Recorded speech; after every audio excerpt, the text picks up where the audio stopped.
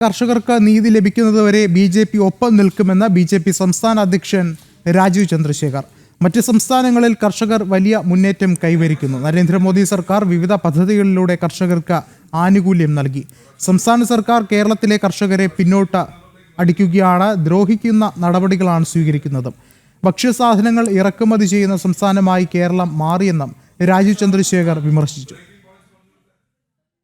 PM फसल बीमा योजना, PM കിസാൻ ക്രെഡിറ്റ് കാർഡ്, യൂറിയന്റെ വില, അങ്ങനെ എത്രയോ കാര്യങ്ങൾ നരേന്ദ്രമോദിജിന്റെ സർക്കാർ ചെയ്തിട്ട് കാണിച്ചു തന്നിട്ടുണ്ട്.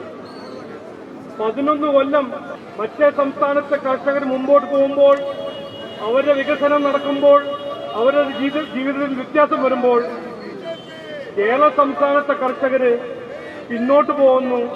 അവരെ ഇന്നും ദ്രോഹിക്കുന്നു. അവരുടെ സ്ഥിതി പിന്നോട്ട് പോകുന്നു.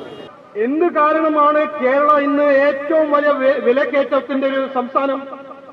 ഇന്ത്യ രാജ്യത്തിൽ ഏറ്റവും കൂടുതൽ ഫുഡ് ഇൻഫ്ലേഷൻ ഏത് സംസ്ഥാനത്തിലാണ്? കേരളത്തിലാണ്.